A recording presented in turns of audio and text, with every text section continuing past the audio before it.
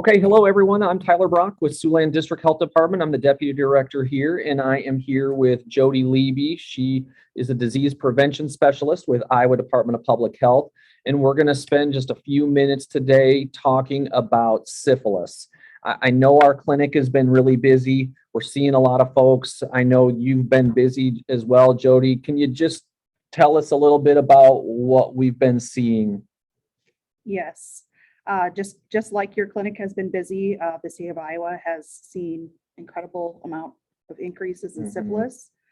For example, in 2021, we saw a 54.5% increase in infectious syphilis. Okay, because I had seen, I'd gone back and looked at 2020 or 2020, and I hadn't seen the 21 data yet. So It was just finalized. it was even more than 2020. Okay, because it had been steadily increasing over the last couple of years. Maybe not huge jumps, but it had been bumping up a little by little. But 2021 was a pretty good jump as well. Definitely, Okay. definitely. And I would say, Tyler, that, Northwest Iowa and Woodbury County have, are going right along with those trends. We're seeing Okay. notable increases, most certainly in Woodbury County and Northwest Iowa as well. So this is definitely abnormal.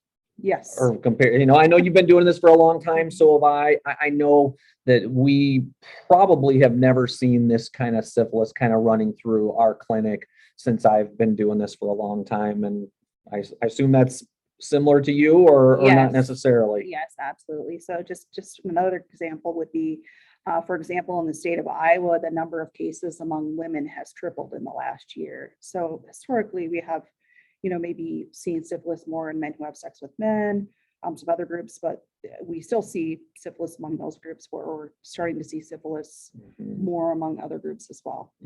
So what are the biggest concerns? I mean, what are the biggest concerns? Syphilis has been around for a long time. Most people haven't seen it. It's not something that we see a lot of that, most years we, in our clinic, we see one or two if we're lucky. I know the last couple of years, Woodbury County's seen somewhere in the neighborhood of 10 to 12 per year. It's a lot higher than this year, or a lot higher this year and last year. But what are the major concerns with syphilis, do you think? Well, a couple of things, but obviously the major concern is that if syphilis is left untreated, it can cause very serious health problems. People can lose their vision, they can lose their hearing, it can affect their brain, their memory, heart, joint, bones, all different systems of the body. And this isn't theory. We've had some of these cases. Absolutely. Right. I mean, we've actually had a few of these cases. I know sometimes you hear about the worst case scenario type things and they never happen. They maybe happen 1 in a million, but we've actually had some of these cases statewide, locally as well. Yes, we have. Yes, definitely. Okay. The other major concern, Tyler, that I will mention is congenital syphilis. So when an untreated mother passes the infection along to an unborn baby, in Iowa last year, we had 11 cases, which is not something we ever want to see. So that's another concern, is just that we're seeing more cases among women, which then sometimes leads to cases of congenital syphilis. I know we've talked about for a number of months, actually probably longer than that, of trying to increase the screening of pregnant gals. I know it's fairly typical to get a test for syphilis, maybe at that first prenatal appointment, but then usually not so much after that. We're trying to push this, especially with the increase that we've seen locally, to try to get our prenatal docs and things like people who see OB patients to try and get another syphilis test later on in the pregnancy, maybe even in that third trimester, to try to prevent that congenital syphilis. Is that kind of a consistent, is that what you'd like to see too, or is it something different? Yes, I mean, the CDC's treatment recommendations do mention that. It does talk about it. It says that it's recommended, if a person is at high risk for syphilis, or if they're living in an area where they're seeing increasing rates of syphilis. So absolutely, I think it's a good idea. Congenital syphilis can cause very serious health problems, stillbirth, miscarriage, death, developmental delays, seizures, brain and nerve problems. There's a whole long list Yeah. of things. Yeah. I mean, in the STD clinic, syphilis is very easy to test for. And Mhm. honestly, in any doctor's office, syphilis is very, very easy to test for. It's relatively easy to treat. Sure, there can be some, some complicated cases that make treatment a little bit more difficult.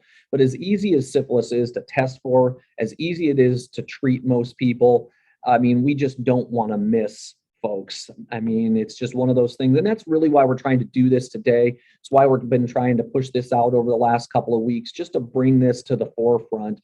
Again, when we hear about syphilis, you think, okay, that's maybe something that I've heard of, but it's not something that anybody really sees. So, I mean, what are some of the, I guess, main messages that you'd like to get across as far as trying to raise this awareness? A couple of things, Tyler, I guess, just awareness. So if you Mhm. think you may be at risk, it's a good idea to request to be tested. So don't just say to your provider or your doctor, I want to be tested for everything. Actually tell them you want to be tested for this, this, and this. So syphilis, Mhm. chlamydia, gonorrhea, and Mhm. HIV. So seek a test if you think you might be at risk.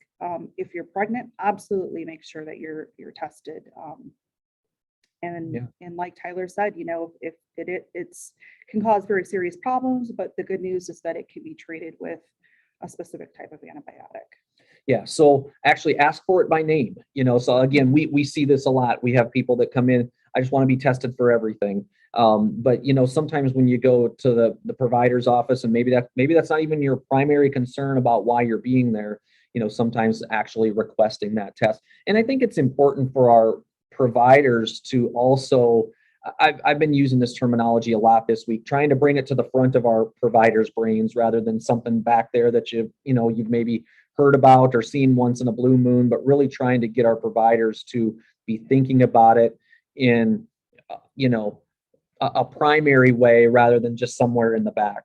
And do you see any, I mean, what are you seeing as far as, trying to get providers more involved in this versus just the health departments and things like that?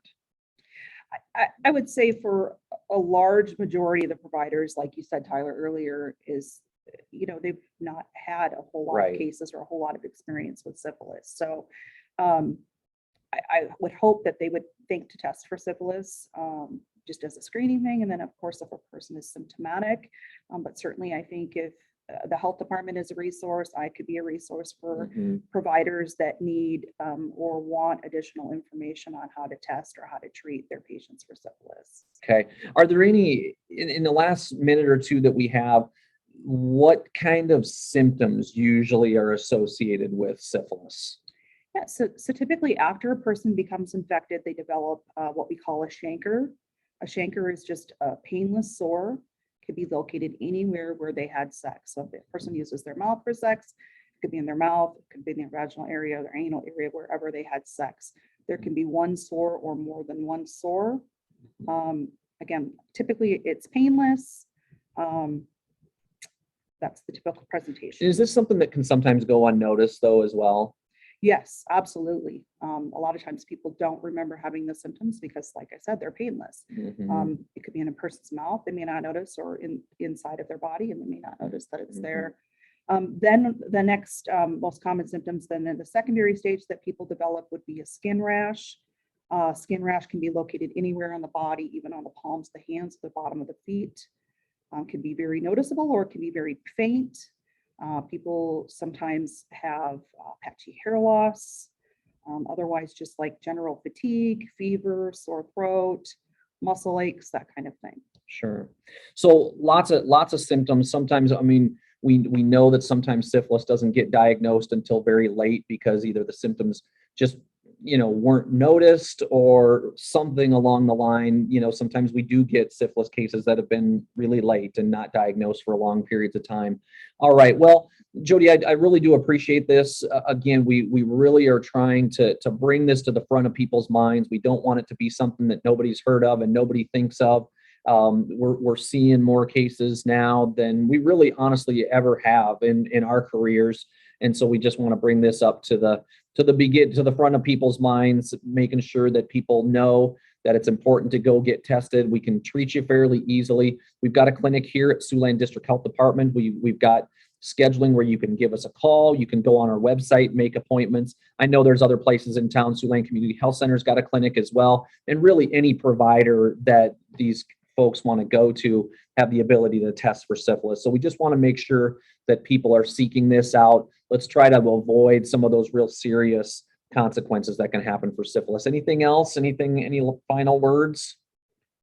No. All right. All right, Jodie, I appreciate it. Thank you very much.